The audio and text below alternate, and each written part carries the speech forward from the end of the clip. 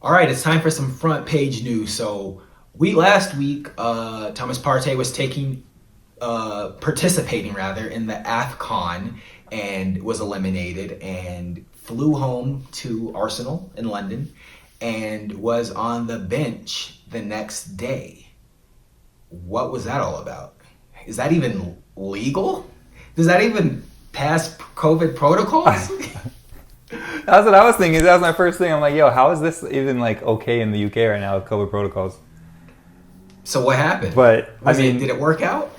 so so I gotta say, because like in the past I've been super critical of of Thomas Tuchel, and so, like with the whole Lukaku thing or whatever. But like in my opinion, yeah, I get that Arsenal are short specifically on midfielders right now, but that was probably the worst coaching decision that I've seen.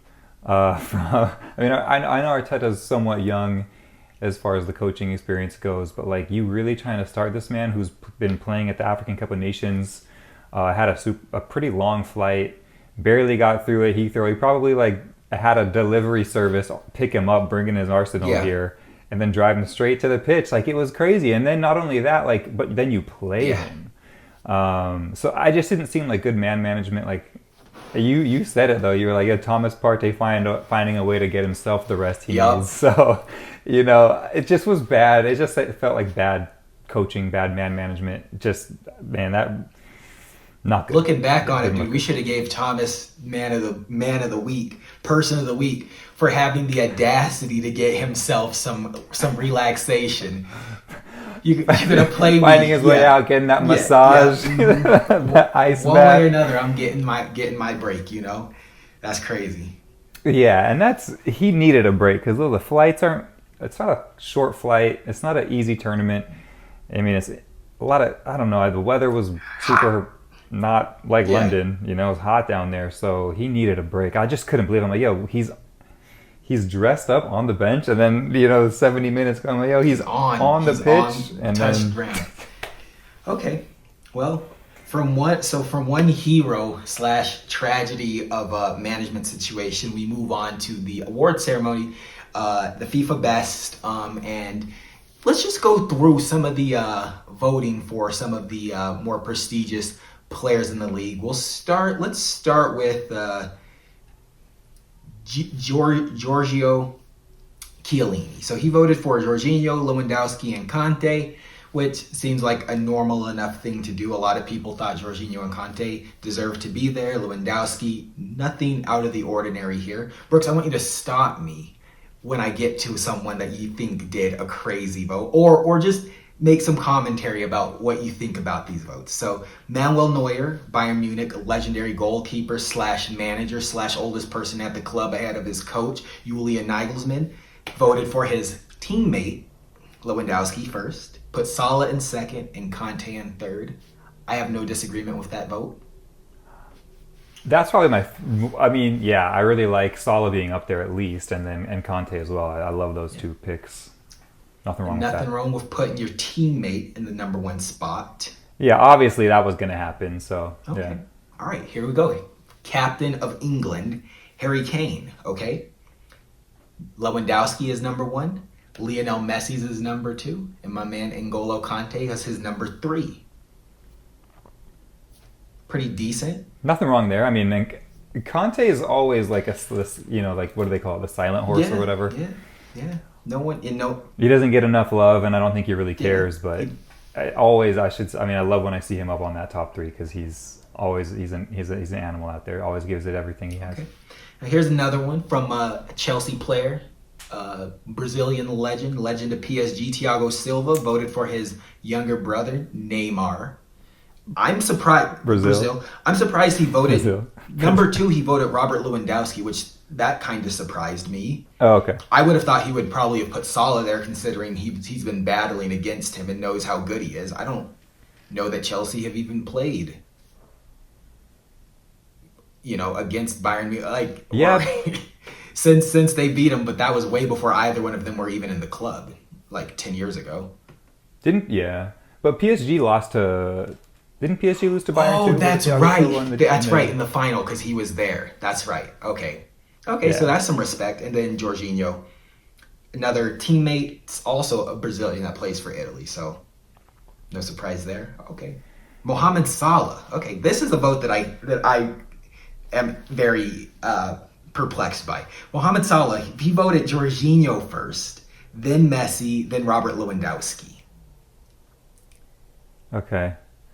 I just gotta say, like, I know that Jorginho had a really good year, but like, it's interesting to me that he's like people's number one pick or number two pick even. He did have a great year. I don't even know that he was the most pivotal in either of his Chelsea team or the Italian national team.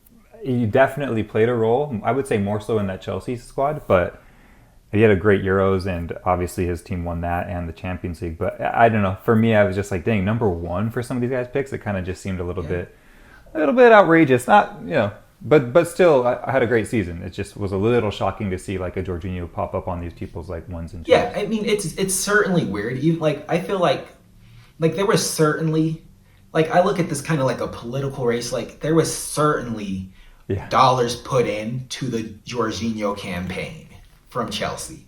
They're like, listen, he won the Champions League, he won the Euros, he's the best player in the world. Say it until you believe it. And it's like, then like, people look at it and like maybe you weren't. I mean, he was like, obviously you got to be doing something right to be in two teams that won two major European trophies. But Yeah. it's like you weren't the best team on the Italian team, you weren't the best team on the Chelsea team, but maybe by being the third or fourth best on both of those teams. So weird. It's like when. Because Well, it's like, for example, it's like when someone like at like a music award show or something where like someone might win like best pop music video of the year or best rap song, and then like another rap song wins rap song of the year or like song of the year. It's like, okay, this is the best pop song, but this is the best song of the year, and it's like, okay, it wasn't the best pop song, but it was the best song, and it's like, okay, maybe like it kind of makes sense, but at the same time, I'm like, you can't not be the best song or the best player on your team, but be the best player in the world. But yeah, I'm with you. Know. I would think like, and this is not like the conversation, obviously, but like just like comparing him and Conte, I feel like Conte is much more pivotal to that Chelsea side, right?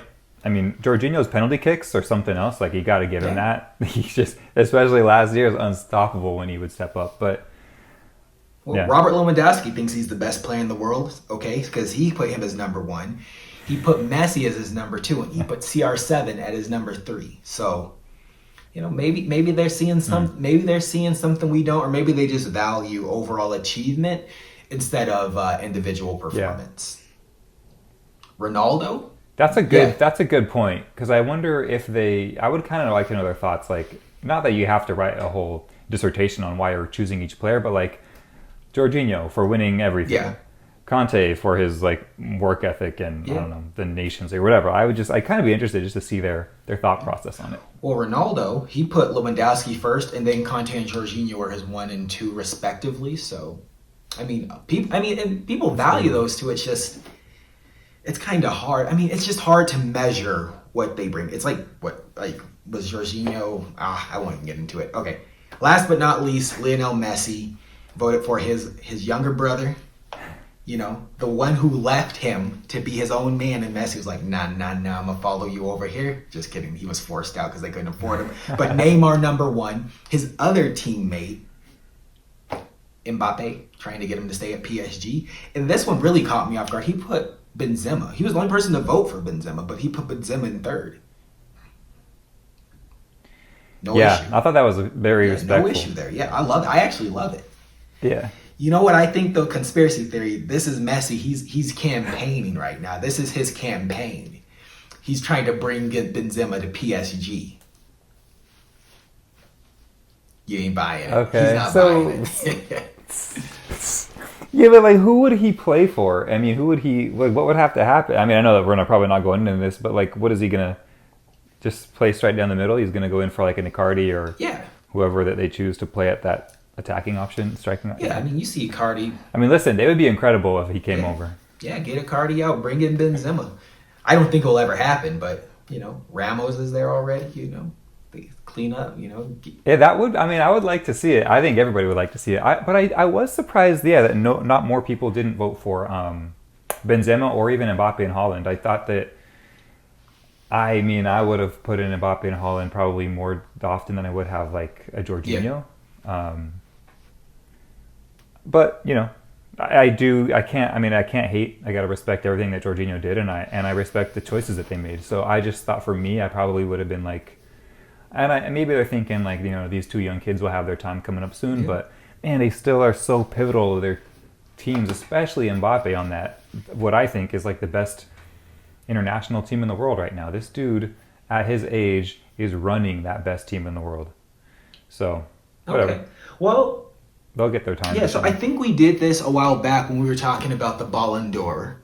And I don't know that the criteria is different, but how about this? Real quick, the next 5 minutes, let's just set some criteria and give our top three. So should our criteria be who do we think is the best in terms of, well, I feel like it has to be a subjective criteria, because if it's something that you can count, like who won the most trophies and which trophies mean the most, it would be very easy to say, okay, look at the trophy totals, then give like a coefficient to each trophy and say, okay, well, someone in the Bundesliga because, they won 5 trophies or 4 trophies. No one else is doing, domestic triples these days because it's so hard. For 9 years in a row. Yeah, so I mean, I guess just based off of individual merit.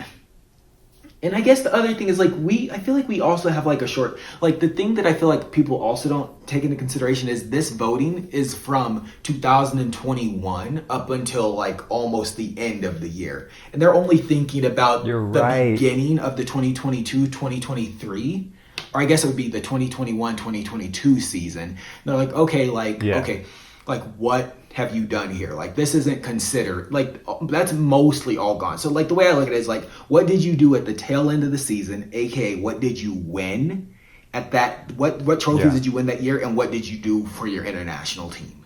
And however you started the season, it doesn't matter. What you did in the group stage of the Champions League, it doesn't matter. They're saying like basically, I mean, I feel like they don't care because like Messi had a terrible start to his season at PSG. But at the same time, it doesn't matter because what matters is what you do in the second half of the season. What matters is what you do after the new year in the group or in the knockout stages when the points really matter, how you finish. So. Yeah, I mean, it's tough because especially like going to Messi, like Barcelona wasn't good. Like I think didn't they win like a Copa del Rey or something like pretty like something not huge, but he also won, Copa America. But yeah, it's tough because as far as like Bayern's standards, all they did, and this is a huge achievement, but still like all they did was like win everything in Germany, but they didn't win the Champions League, which is like what they're set to do every season. I don't know, it's tough. Like, France did the Nations League, and that's still a debatable tournament whether or not that's worth much of anything, but I don't know. It's a tough. This year was a really tough one because like there was no like clear, Ronaldo and Messi are like the best two in the world anymore. Yeah.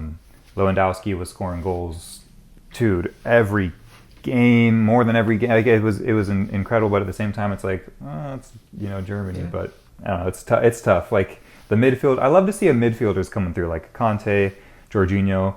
While I didn't agree 100% with Modric winning in 2018, it was still good to see like that those types of players are getting recognition. Yeah. Yeah. Well, how would you vote then? Who's your top 3? Dang, I was hoping you're gonna. So I'm not gonna say 1, 2, and 3. I'll just say 3 players because I do feel like. It's tough, man. Like, you're right. People really, what's on the forefront of their minds is mostly like the last 6 months. It's hard to go throughout the whole entire 12 months or whatever of this voting season. I guess that, Lewandowski would have to be on there for his achievements in goal scoring because, that's what it's been based off of for like a a Messi and Ronaldo for the last 10 years plus.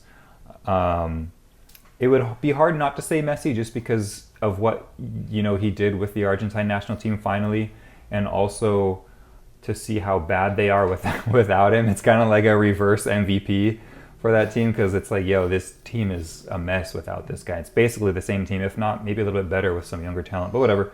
And I would say for me, I would vote for Mbappe. Just the way that he's continuing to score goals, be the focal point of that PSG team as well as that France national team.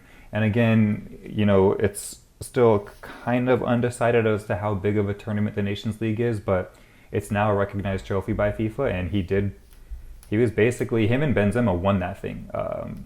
So it's hard. I was either going to say, like, if I didn't say Messi, I'd say Benzema, but I'm going to say Messi and Mbappe and Lewandowski would have been my three choices. Yeah. All right. Well. What about you? Yeah, man. So yeah, considering the 2021 season, right, in the summer, like, I feel like I'd be remiss if I didn't bring up, a player that currently isn't doing a whole lot and people are down on him, but a guy that won MVP of Serie A and gave Inter their first trophy in over 10 years. Mm-hmm. That's not nothing. But at the same time, Belgium didn't perform. But, neither did Poland. I'm not saying I'm voting for him. Then, But for me, if I'm being honest, Lewandowski's definitely on the list for me. Okay. Yeah. Mbappe, and for me, I don't know if this is emotional, but just the way Karim Benzema handles himself at Real Madrid, even though they didn't win anything significant in 2021, started 2022 strong, and his performance in the Euros and the UEFA Nations League, and the fact that a criminal, let me talk to you for a minute. This guy is a criminal. He is a blackmailing scammer. The fact that he is so, he had such an amazing 2022, 2020, 2021. He forced a respected manager who said, "You will never wear this shirt again." He forced him to accept him back into the fold. And he basically balled out. Just for that reason alone, I'm like, anybody who's committed crimes, been found guilty in a court of law, banished from his national team, and in the same year that he's handed a reduced sentence that's suspended, his manager says, "You know what, I got it wrong.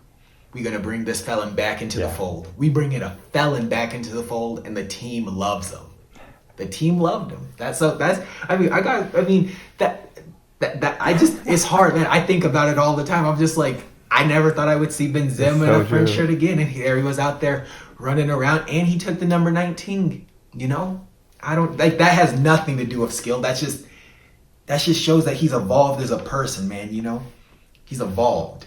Yeah, but it's a mental. It's got to take some mental strength and fortitude to be able to get over that and still go and perform at that high level that he does. And he was scoring goals. I remember you texting me and during the Euros, like, "Yo, I've never seen this done before." That back flick that he gave to himself, it's crazy. So, he did have an incredible year. That was a tough one because then you're also missing out on Mo Salah, who probably maybe that wasn't his personal best year last year, but I don't know that he necessarily gets the love that he deserves. But again, it's hard when Egypt doesn't perform, on the national level, on international level. But yeah, Benzema had a great year. It's crazy to see this guy being sentenced, blackmailing his boy. Yeah. That was dirty. That was dirty, but but a few other honorable mentions. Obviously, Messi missed out, just like you said. Salla missed out. If I'm being honest, there's a few players at Man City that I think are always in the running that don't get nearly enough love, and that's Kevin De Bruyne and Ruben Diaz. People think Ruben Diaz is like a 20, 28, 29-year-old man. He's like 23, 24 years old. He's a kid still. He carries himself like a man. And yeah, the Portuguese team is going to be. They are good, but I think they're even going to get tougher with this young Portuguese kid. If we're talking most improved player, I'm talking Diego Jota, man. He's a baller. That's all I'm doing. It's unbelievable to see what he's doing. Mohamed Salah and Mane leave for the Africa Cup of Nations. He's like, "Boys, don't even work. Don't." They're like, "Yo, Liverpool's going to be go on." rest He's like, up. "Yo, say no more. I got this. I'm gonna put the entire team on my back. And he's been he ain't broke a sweat yet. No. Shout out to Diogo Jota. It's so annoying too. I hate to see Liverpool. I hate to see. I hate it too. And it's like, they're about to start losing points. He's like, forget that. Nope. We ain't losing nothing.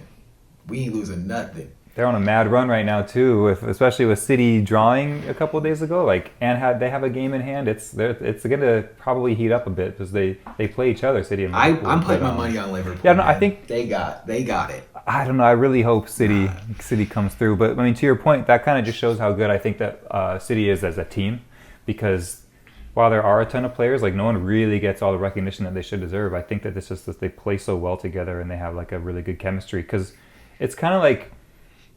Like you said about Chelsea, like the goals are coming from everyone at the moment. Yeah. That's kind of what City's been doing since they really haven't been playing with a striker. You get De Bruyne with some screamers from outside the box. You got Ilkay Gundogan for, tripping goals into the net. He's another candidate, man. He's another candidate. Ilkay Gundogan, he don't get the respect he deserves. João Coutinho, Cancelo.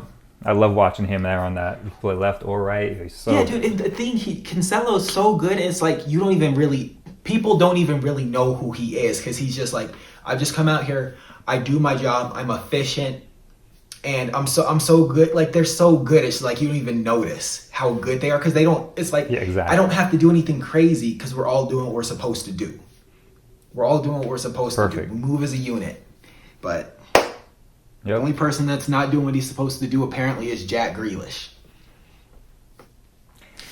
That sucks too. I mean, I know that he's got to get some time, and I was thinking that last game, like his game just seems a little bit different than what City usually do. Like he loves to have the ball on him in the box, defenders up on him, and run past him, get fouled, whatever.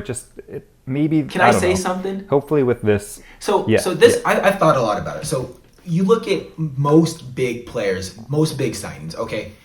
Jack Grealish, Romelu Lukaku. Let's just stop there. In the Premier League, 2 huge signings, okay? They both came from clubs where they were the focal point, right? The big man at the club. Aston Villa, Inter Milan. They played to suit Lukaku. Aston Villa, Jack Grealish, give me the ball, let me do my thing. Yeah. They're like, okay, these guys are doing crazy numbers at their respective clubs. So let's bring them to the big leagues, and all of a sudden they both have a huge drop off, because now they're no longer the star player. They are just a player on a team full of stars. And it's like, we don't need you to dribble through the box, Jack. We just need you to play left. We just need you to play through the middle. We just need you to play on the right.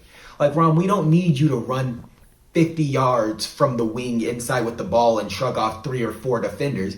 We just need you to sit in the box and get tap-ins. We got other guys that are running with the ball. And it's like, it doesn't really translate. It's like, I don't know, I'm almost of the opinion where it's like, clubs should stop signing players for these huge fees that have so much success at smaller clubs. Totally. Instead, they just need to go find someone that fits what they need. Because I honestly dare I said, City's better without Jack Grealish. Or, they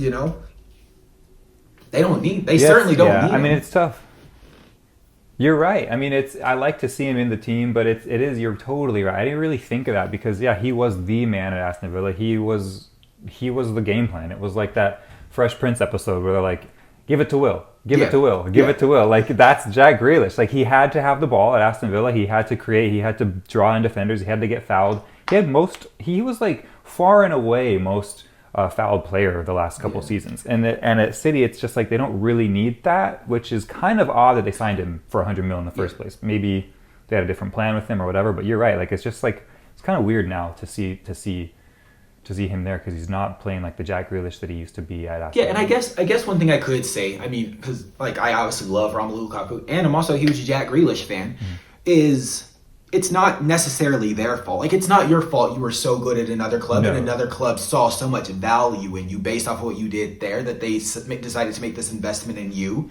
And now the coach, doesn't need you to do that. And it's like, well, that's all I really know. And then it's like, and if you start doing something else, like Jack Grealish, I think he has 2 goals and 2 assists after 20 some odd games. It's like the fans would be like, okay, he's a waste of money, which it's like, you're not wrong, because we've been conditioned to think, hit 100 mil. we've been conditioned to think 100 mil does something that looks more like, I don't know what, let's just say what Neymar did for PSG if he would have stayed healthy, but he at least sold jerseys and got put butts in seats. But it's like, even you look at like Ousmane Dembele and Felipe Coutinho, it's like, yeah, they did great things for Dortmund and Liverpool. You didn't need those things. Well, in Philippe Coutinho's case, you don't need those things at Barcelona. You bring him in and he's basically useless because you don't need him. And then, I mean, I don't even know what to say about my man Dembele at this point. But that's kind of the point that you're making about Lukaku and Chelsea. You're totally right. Like, because you've said it before, like their goals are coming. They're just not really playing them. They're not coming through Lukaku because they're not really playing. I don't know, doing what he wants them to do, or what, I don't know, you need to do with. It's like, let me say this. It's like Lukaku, like he'll be fine at Chelsea. They'll figure it out. But he would be better for a club like Newcastle that needs like one important player, and Chelsea would be better off just going and getting like Eric Choupo-Moting that can just tap balls in when needed for like 15 million. That's all I'm saying is, like, it's like with these price tags, they're like, yo, we need 35 goals. Jack Grealish, we need like 7,800 assists. Philippe Coutinho, we need you to like be the second coming of Lionel Messi. And it's like, I was never, like, none of these players were anything that we ever thought they were. They were just expensive because their value proposition on the teams they were in. Like, they were the MVP of the team they were coming from. And like, Man City already has an MVP. Or 2 or 3. Mucho MVPs. Yeah. You know? Yeah. Barcelona definitely already had an MVP. The world's MVP. You know? So it's like, like no one could ever live up to $100 million price tag going to Barcelona as long as Messi had played there in the last 5 seasons. You'll never measure up. You'll never do what he did. The only person that could measure up is someone that came from La Masia that didn't cost the club a dime, and they gave him a shirt number. Because there's no... Hopefully it's Ansu Fati. Hopefully Ansu Fati can overcome these injuries. Yeah, get better soon. And I mean, let's do another tape about Barcelona, because I'm getting fed up. I feel like they keep making the same mistake. Like, just don't play Ansu Fati again until the start of next season. Just don't play him again. Don't play him again. Let him get healthy, then give him a vacation, then let him get healthier, and don't play him. Like, he's like a kid. Like, I feel like it was the same thing. Like, of so many players that keep getting injured, it's like, just what does it make more sense to play them as soon as you feel like they're ready, or just, okay, like if I go on a team and like say like Reece James is injured, okay, they say he can come back February 1st. I'm like, you know what? Take another 3 weeks. Let's make sure, because if you get injured again, you're going to be out for longer, and then you're going to be more frustrated and more stressed and not sleep, and you're never going to get better. And it's like, that's all. I'm done. Yeah, I mean, but with Reece James, I feel like there's probably a better chance that he won't get as injured. This dude, like, Reece James is That's built. true. I mean, that's a bad example. example. He's sturdy. With Ansu Fati, I'm like, put him in ice, send him to Alex Guerrero, let him, like, just like for like a year, just like let him just like work out all of these issues, like massage him up, like get him strengthened, get him like some pliability, make sure this kid does not get hurt again, because he is the future. And you know, if he can just stay healthy and stay on the pitch, he could do some unbelievable things. You just gotta let him get healthy. Don't rush him back. Just let him get healthy. Don't rush him back.